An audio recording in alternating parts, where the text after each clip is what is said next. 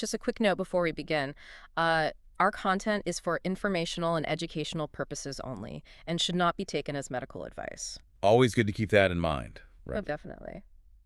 So, did you know top scientists measured exactly how much cardiovascular progress individuals with spinal cord injuries can make when they use, like, targeted electrical muscle stimulation? It is genuinely fascinating data. It really is. Specifically, individuals with tetraplegia achieved a steady oxygen consumption of 15.2 milliliters per kilogram per minute, and those with paraplegia reached 22.9, which actually crosses the threshold for vigorous, heart-healthy exercise. Yeah, to put those numbers in perspective for you, they took individuals who were completely paralyzed from the chest or neck down, and they essentially got their cardiovascular systems performing at the exact same metabolic level as someone running a heart-pounding, sweat-drenched sprint. That is wild to think about. It forces us to completely reevaluate the physical limitations we traditionally, assign to severe spinal cord injuries. Absolutely. We're talking about engineering a way to bypass a severed nervous system to generate genuine, intensive cardiovascular output. Well, welcome to the deep dive, everyone. Our mission today is to explore how this hybrid exercise, known as FES, or functional electrical stimulation rowing, is completely rewriting the rulebook on rehabilitation and adaptive sports. It really is a literal fusion of human biology and mechanical engineering. Exactly. So, what are we looking at today for our sources? Right, so the foundation for this discussion rests on two highly detailed sources. The primary text is a peer-reviewed 2017 study published by Wiley in the journal Artificial Organs. And the authors on that were Andrews, Gibbons, and Wheeler, right? That's the one. They document decades of trial, error, and breakthrough in this technology. And then we're also examining a related retrospective that traces how this specific laboratory research translated directly into real-world Paralympic medals.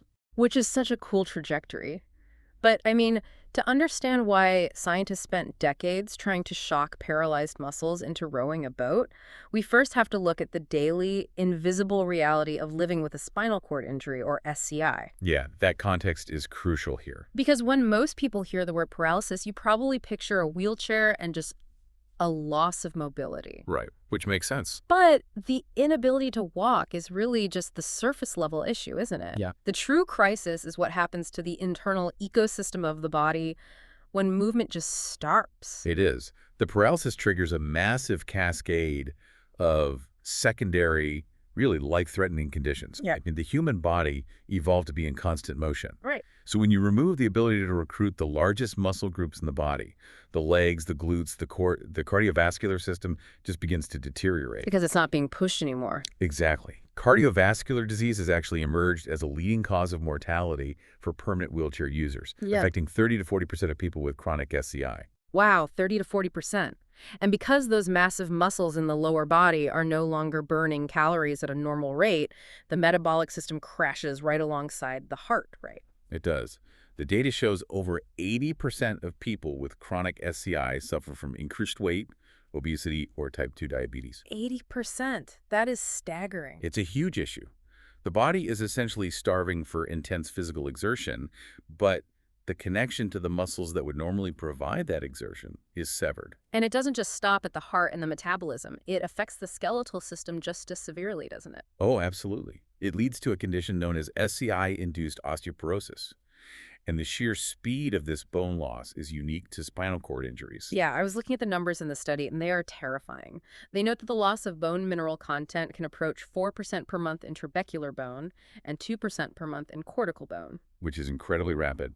Let's break that down for a second for everyone. The trabecular bone is that spongy, honeycomb-like inner layer, right? And the cortical bone is the dense, hard outer shell. Yes, exactly. The trabecular bone provides the internal scaffolding, while the cortical bone handles the primary weight-bearing load. Got it. And without the mechanical stress of walking or standing against gravity, the body just stops maintaining both of those layers. It just gives up on them. Pretty much. Within just 5 to 7 years post-injury, bone mineral density in the paralyzed legs can plummet to between 30 and 58% of pre-injury values. So within a few years, you've lost half your bone density in your legs. Which means, I'd imagine, a minor bump or a slightly awkward transfer from a wheelchair to a bed can result in a devastating fracture. Exactly. The study mentions these low-impact fragility fractures predominantly happen in the distal femur, so just above the knee, and the tibia, which is the shin bone. I was trying to think of a good way to picture this. Think of the human skeleton, specifically those long leg bones, like a major concrete bridge. I like that. The bridge is constantly monitored by like an internal maintenance crew. As long as heavy traffic is crossing that bridge, in our case, daily weight-bearing movement, the maintenance crew constantly reinforces the concrete and replaces the steel rebar to keep it structurally sound. Right. But if the road is closed and the traffic stops entirely, the body's maintenance crew assumes the bridge is obsolete. It just packs up and goes home. Yes. It diverts resources away, reabsorbs the minerals, and eventually the internal structure becomes so hollowed out that a mild stressor causes a complete structural collapse. So we have failing hearts, crashing metabolisms, and bones turning to glass. The obvious medical answer is that they need vigorous exercise to hit that 21 milliliters per kilogram per minute oxygen consumption threshold required for cardiovascular health. That's the magic number. Yeah. But, and this is where I'm going to push back a little, if the goal is just to raise the heart rate, why go through the immense technical difficulty of involving paralyzed legs? Why not just use intense arm crank machines or have them lift heavy weights with their upper body? It's a great question. And medical professionals pursued that exact upper body strategy for years. Did they? They did. But the human body presents two major roadblocks to that approach. The first is simply the issue of muscle mass. Okay. The muscles in the arms and shoulders are relatively small compared to the quadriceps and hamstrings. So when you try to push the central cardiovascular system to its maximum output using only a very small muscle mass, those upper body muscles fatigue and burn out rapidly. Oh, I see. You simply cannot sustain the exercise long enough for the heart and lungs to reach peak cardiovascular benefit. That makes total sense. It's like trying to power an entire city grid using a tiny portable generator. The generator is going to overheat and blow a fuse long before the city gets fully lit. That is a perfect analogy. Okay. And the second roadblock is mechanical wear and tear. Over 50% of chronic wheelchair users eventually develop debilitating shoulder pain from overuse. Right, because their shoulder joints are already performing the daily work of legs. Exactly. They're propelling the wheelchair, transferring in and out of cars, navigating ramps, prescribing high-intensity upper body pushing exercises or arm cranking on top of that daily baseline rapidly accelerates the destruction of the shoulder joints. And losing shoulder function means an early loss of independence, which is basically the worst possible outcome here. It really is. Which creates this agonizing catch-22. The patient desperately needs high-intensity exercise to survive, but the only muscles they can voluntarily control are too small to sustain it, and pushing them harder destroys the only joints keeping them independent. Precisely. So if upper body exercise destroys the shoulders, but they have to exercise, how do you bypass a severed spinal cord to use the legs? Well, you have to find a way to become the nervous system yourself. Wow. And that is the core premise of functional electrical stimulation, or FES, rowing. Okay, walk me through how this actually works. It relies on placing self-adhesive surface electrodes directly onto the skin over the paralyzed leg muscles. A computer system then delivers precisely timed, gentle electrical pulses to those muscles, overriding the broken spinal connection. So during the drive phase of the rowing stroke, the moment you push back away from the footrests, the system fires a pulse into the quadriceps, forcing the paralyzed legs to forcefully extend, right? Exactly. And then during the recovery phase, as the rower glides forward again, the electrodes stimulate the hamstrings to flex the legs back to the starting position. And this artificial leg movement is synchronized with the voluntary, able-bodied pulling motion of the upper body holding the rowing handle. Yes. It creates a completely seamless, full-body cardiovascular workout. What stands out to me here, and if you're listening to this, just think about it for a second. When you hear about machines moving paralyzed limbs, it's so easy to picture a passive stretching device doing all the work, like a motor just pushing and pulling limp legs back and forth. Right, like physical therapy machines. Exactly. But the realization here is that the machine isn't doing the physical work. The electricity is just the spark plug. It is the individual's own biological muscle tissue that is firing, burning vast amounts of calories, consuming that oxygen, and doing the heavy lifting.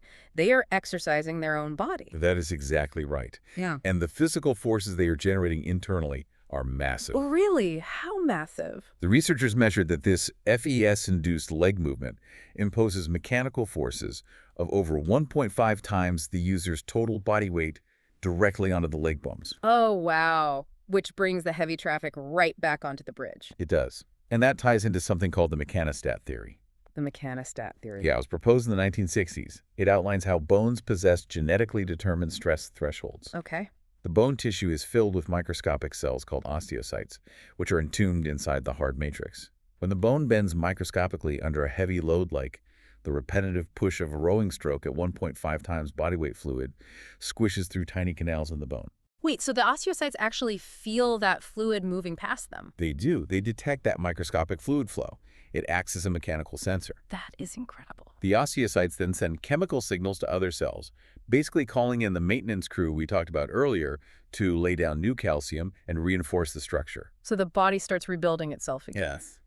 This specific magnitude of force from FES rowing provides the exact cyclical loading needed to slow down and attenuate bone mineral loss, particularly in highly susceptible areas like the tibia. And it simultaneously protects the shoulder joints, right? Because the pulling motion of rowing balances out the constant forward-pushing motion of using a wheelchair. It is a brilliant biological solution. Mm. Shock the leg muscles to row, spike the oxygen consumption past that 21 milliliter threshold, save the bones, and protect the shoulders. It sounds perfect on paper, but having a working biological theory is very different from building a machine that can actually survive the process. Getting this to work required a decades-long engineering battle that was just filled with shattered hardware. It really was. The engineering journey from 1992 onward is a testament to stubborn persistence. Where did they even start? The initial prototype, Raoul Simmeyer, was essentially a cobbled-together proof of concept. Sounds sketchy already. It was. They took a custom-molded plastic seat, attached it to wheels, and rolled it on the floor straddling an early Concept 2 rowing machine track. Wait, just rolling on the floor? Yeah, and because they couldn't reliably stimulate the hamstrings to pull the rower forward yet, they used thick elastic rubber tubing attached to a wall to physically snap the legs back to the starting position. Man, that sounds incredibly rudimentary. And that elastic tubing had to be manually adjusted for the specific weight and height of every single user, right? Exactly. It wasn't scalable at all. So they evolved it into Roustem II. And from what I read, they swapped the rubber tubes for a heavy-duty metal recoil spring. But crucially, they gave the user control. Right. They installed manual thumb switches on the rowing handle so the rower could trigger the electrical stimulation pulses themselves. That introduced user autonomy, allowing the rower to match the leg push with their own upper body pull. But as soon as they had athletes generating real power, they ran headfirst into a catastrophic mechanical failure. They did. Standard indoor rowing machines are engineered for the smooth, linear motion of able-bodied rowers. The brain constantly makes microscopic neural adjustments to keep the legs pushing straight back. But with FES, the brain isn't involved at all. You are firing a massive artificial pulse of electricity directly into paralyzed quadriceps. Exactly. The muscles contract forcefully, all at once, but without the nuanced, balanced alignment a healthy nervous system provides. So they don't fire perfectly straight. No. One leg might fire slightly harder or at a fractionally different angle. This creates massive side-to-side twisting forces, which engineers call medial lateral torque. I see. Think of it like a piston in a high-performance engine that is firing just a millimeter out of alignment. Over time, that microscopic crooked force bends the metal rods, shears the bolts, and eventually jams the entire engine block. That is exactly what happened to Roastem II. Did it break the machine? Completely. The medial lateral torque was so violent, it physically distorted the metal roller trolley under the seat. It warped the frame and jammed the bearings against the truck. Oh. The rowers would get a few hundred meters in, and the machine would just grind to a halt from sheer friction. So the biology was eager to work, but the hardware was literally tearing itself apart under the unique biomechanical strain. Yeah. And they spent years trying to solve this, until 2004, when they finally cracked the code with Roastem III. How did they fix the twisting torque? The engineers completely abandoned the standard seat design. They built a specialized four-roller cage that completely enclosed the monorail track. Ah, so it couldn't twist anymore. Exactly. Instead of wheels just resting on top, the rollers gripped the top, sides, and bottom of the rail, locking the seat into a perfectly linear path. It rendered the side-to-side twisting forces completely harmless. No more bent metal, no more shattered bearings. And they solved the return phase issue too, didn't they? Because relying on springs or just hamstring stimulation to pull the body forward was always unreliable. Right, so they implemented a mechanical screw jack system beneath the machine to physically incline the entire rowing track. So they just tilted the whole thing. They did. By raising the rear of the ergometer, they harnessed gravity. Once the rower completed the drive phase, gravity gently pulled the cage seat back down the incline to the starting position. That is so simple, but so effective. It made the stroke incredibly smooth and allowed people with severe injuries, even up to the C4 vertebrae, which affects all four limbs, to successfully row. And they are even testing a Rustum the fourth now, right? Which integrates a movable backrest to allow for trunk rotation, giving a much more natural full-body stroke. They are. The engineering just keeps improving. But I think the real story is what happened after 2004, because once the engineers stabilized the technology with Rustum III, they took it out of the clinical laboratory and basically unleashed it on the athletic world. And the physiological adaptations these individuals achieved are just staggering. Let's look at subject 1 from the original study. He had a T4 injury, which means paralysis from the chest down. Right. His progression illustrates what happens to muscle tissue under consistent FES training. When Subject 1 began in May of 2003, his paralyzed quadriceps were severely atrophied. Which is expected. The electrical stimulation would force them to contract, but the muscles would entirely deplete their energy stores and fatigue after just 100 meters of rowing. 100 meters. For context, if you're trying to picture that, that is maybe 60 to 90 seconds of exercise before the muscles completely fail. But he maintained a strict training regimen. Month after month, the electrical stimulus forced the cellular structure of his paralyzed legs to physically adapt. The muscles actually changed. Yes, the muscle fibers began increasing their mitochondria, the powerhouses of the cells, and shifting their composition to resist fatigue. That's amazing. By November 2004, he was comfortably racing in 2,000-meter events. And by September 2006, the biological adaptation was so profound that Subject 1 completed an officially timed 50,000-meter marathon on the Rustum machine. Okay, let's do the math on that. A 50,000-meter continuous row took him 5 hours and 49 minutes. Nearly 6 hours. That is nearly 6 continuous hours of repeatedly shocking paralyzed muscles, forcing them to fire, extend, and recover over and over again. And the muscles actually had the cellular endurance to do the work without failing. The machine didn't quit, and his body didn't quit. It fundamentally proves that FES is not just acute physical therapy to occasionally stretch a joint. It triggers genuine, long-term muscular endurance. It's real athletic training. Exactly. It establishes a clear dose-response relationship, meaning the more consistently the paralyzed muscles are trained, the more dramatic the cardiovascular and cellular adaptations become. And it wasn't just about raw endurance either. It was about generating elite competitive speed. Which brings us to Tom Agar, an athlete with a T12 complete spinal cord injury. Tom Agar became the pioneer for competitive FES rowing. Using this technology, he developed such immense cardiovascular capacity and upper body power that he set a 2,000-meter FES rowing record of 10 minutes and 28 seconds. That is incredibly fast. And he achieved this while competing directly alongside able-bodied rowers at the British Indoor Rowing Championships. They successfully built a bridge from basic medical rehabilitation straight into elite sports. And I mean, naturally, if you spend years training on an indoor rowing machine, eventually you want to feel the actual water. Right, but taking this technology from a static gym floor to an unpredictable body of water introduced massive new variables, primarily balance and capsizing risk. Because if you're strapped in and the boat flips. It's incredibly dangerous. So the researchers approached the water transition with extreme caution. They utilized recreational Alden 16 and Alden 18 shells, which are slightly wider, more stable rowing boats. Okay. And they attached custom floats under the oarlocks to prevent the boats from rolling over. But they didn't just drop these athletes into a river right away. No. They used a highly methodical, step-by-step progression. First, they used a dryland sculling simulator with hydraulic cylinders to mimic the heavy, sluggish resistance of an oar moving through water. To get them used to the feel of it. Exactly.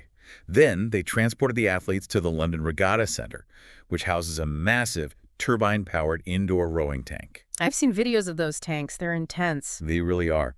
In the tank, the boat remains stationary while turbines force water past the hull at speeds of up to 2.3 meters per second. So it feels like you're moving on a real river. Exactly. This environment allowed the rowers to safely adapt to the chaotic sensation of water resistance while simultaneously managing the manual FES thumb switches, which were now mounted directly onto the handles of the actual oars. Then Tom Agar moved through this entire progression. He went from the indoor ergometer to the hydraulic simulator to the flowing indoor tank, and finally out onto the open water. He did. And his introduction to the sport through those electrical pulses ignited a competitive fire that took him all the way to the absolute pinnacle of the sport. He transitioned into the adaptive rowing category and won the gold medal at the 2008 Beijing Paralympics. And he then followed that up by securing bronze medals in both London and Rio. Egger's Paralympic medals, alongside Subject 1's marathon, offer a definitive conclusion. They demonstrate that paralyzed muscle, when provided with the correct electrical spark and supported by resilient engineering, retains the biological capacity to build serious, undeniable athletic fitness. It really is a masterclass in human persistence. It is. We started today looking at a devastating physiological crisis, failing hearts, deteriorating bone structures, and a body trapped in a catch-22 of fatigue and joint pain. And we end with 50-kilometer marathons and Olympic gold medals. It's an incredible journey. It just proves how the relentless fusion of medicine, brilliant mechanical engineering, and sheer athletic grit can bypass seemingly impossible biological limits to restore health, capability, and independence. Well said. If you found this deep dive into the limits of human physiology as fascinating as we did, we highly recommend you follow Health Research Digest on Facebook. It's the best place to discover more incredible health research papers and medical breakthroughs just like the ones we explored today. And you know, this technology has already bridged the gap between total paralysis and the Paralympic podium. But this raises an important question to leave you with. What's that? If we can use targeted electrical stimulation to successfully recreate the highly complex, coordinated push and pull mechanics of an Olympic rowing stroke, what other complex full-body athletic movements might we eventually unlock for individuals living with severe paralysis?